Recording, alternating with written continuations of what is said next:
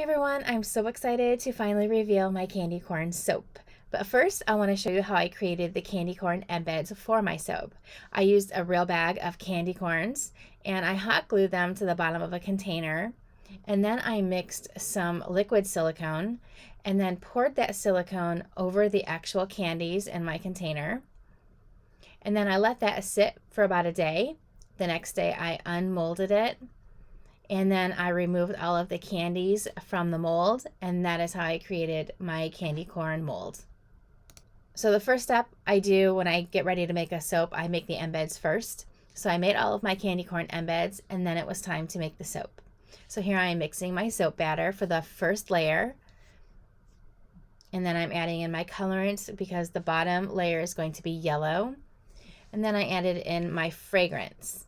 So I want to talk about the fragrance for a minute. There are candy corn fragrances, and I have a few of them, but even though they are safe for soap, they don't last in the soap. So by the time you would get the soap, it would have no scent to it.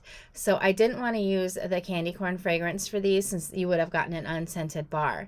So I ended up using a fragrance called Autumn Fig Harvest. It's a really beautiful fall fragrance. The scent is a blend of apple, lemon, ginger, fig, caramel, cinnamon, coffee, twigs, and forest. Next, I'm pouring my orange layer over the yellow layer. And the reason I'm pouring it over a spatula is because I wanted to make sure that that orange layer didn't break the yellow layer beneath it. My third layer is going to be white.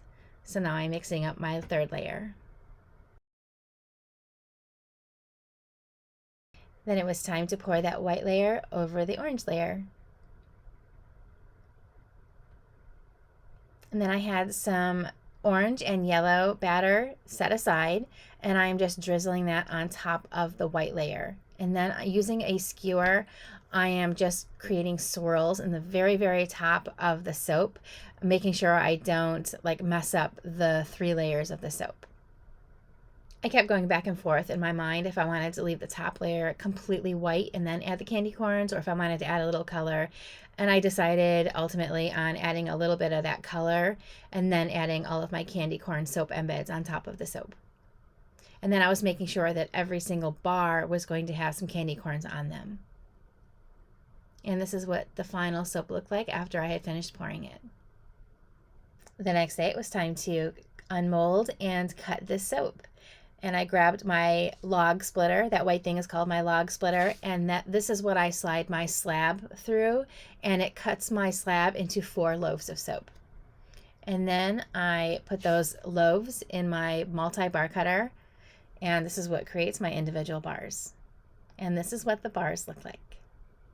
And I love how they turned out. They are exactly as I had pictured in my mind. But there's still one more step to go. So I'm just going to finish cutting all of those 4 loaves, and then I'll add the final touch. And they smell so good. They just make me want fall to hurry up and get here. My favorite season is orange. I love everything orange. So the final step in making the soap was to add my stamp that I had purchased just for this soap. And the stamp is of a candy corn. So now I have the stamp of a candy corn in the center of my soap with the 3 colors that are the exact same colors as a candy corn. And then it has the actual candy corn candies that are actually soap on top of the soap. It has orange. It smells like fall. This is the perfect soap in my opinion. I absolutely love this soap. I hope you love it. These are available on pre-order right now on my website at earthrella.com, and they will ship the week of August 25th because they do have to cure first. So I hope you love these candy corn soaps as much as I do. Thanks so much for watching.